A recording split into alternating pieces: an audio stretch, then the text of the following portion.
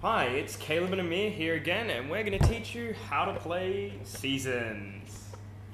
To start off, get your board all set out, and we'll teach you how to use the Wheel of Time. You'll start off on year 1, day 1, or month 1, excuse me, and you'll roll some dice, equivalent to the amount of players plus 1. There are 5 dice because it's a maximum of 4 players, but in this case, we'll only roll 3 because there's 2 of us. From there, we select a dice. Okay, so I'll take this one. And I'll take this one. The dice all have different effects.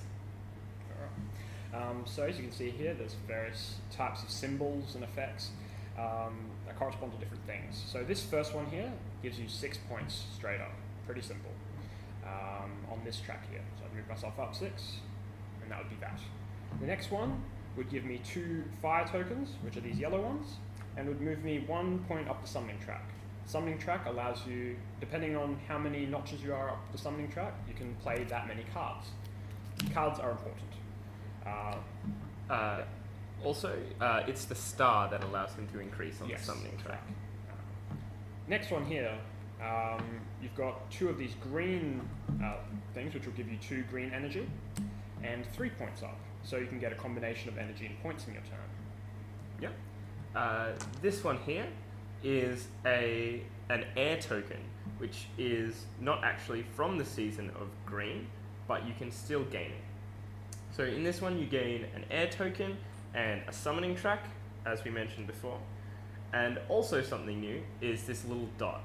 Now this dot is only used for the remaining dice here, and it actually determines how far you progress through the months. So for example, 1 dot, you move forward 1 month. 2 dots, 2 months, and so on and so forth.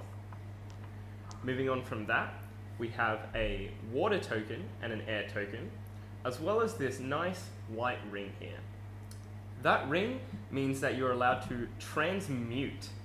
And now, depending on which season you're in, your energy tokens can be transmuted at varying costs. For example, an air or a water in the water month, you can transmute them for only 1 energy crystal each. Fire is worth 2 energy crystals, whereas earth, which you cannot actually gain in the water months, are worth 3 energy crystals. Finally, you have draw a card.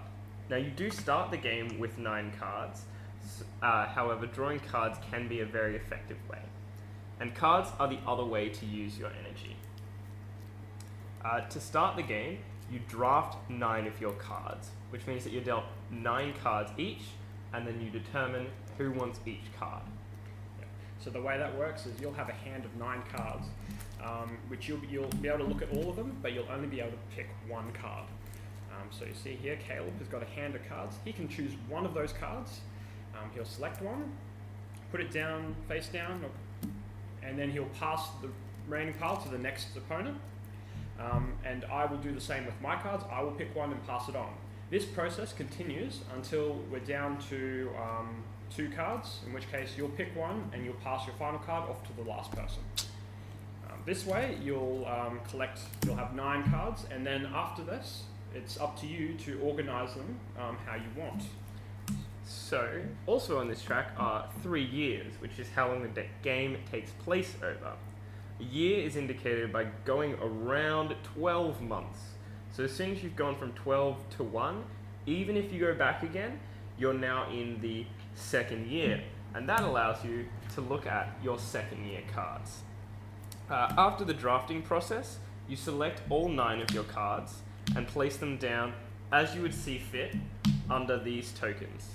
You get to start the game with 3 in hand, but you can look at the other 2 sets, but you don't get to use them until the appropriate year has passed. In this case, year 2 or year 3. And like we said, even if you go back back in time using certain items, you still get to keep these cards in hand as long as you pass the 1st year. So One of the cool things about the drafting process is you can select cards not just to help you at the beginning of the game, but at the end of the game or in the middle of the game. It's a really cool mechanic, and it's probably one of my favourite parts of this game. Now, cards are paid for using either energy crystals, which you get from these points, as we spoke about earlier, or through energy, which is the specific types of energy that you can gain from the dice as well. For example, the Pendant of Ragnar here requires you to have a water, a fire, and an air energy before you can play that.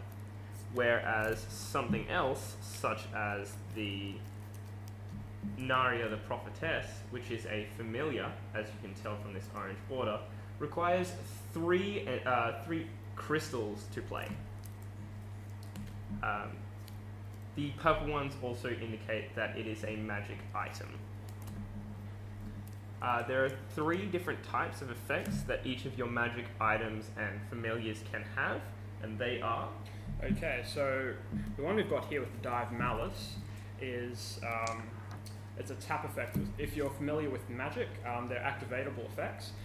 So when you play them, you can use them once a turn, and you tap them, use their effect, and then by the time your next turn comes around, they're untapped and you get to use them again. So you can only use these cards' effects once per round.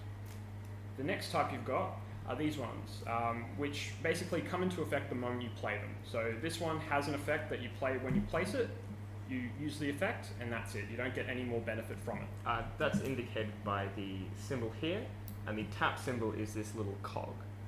And now the last one with this round arrowy Robbers? Yes, is a continuous effect.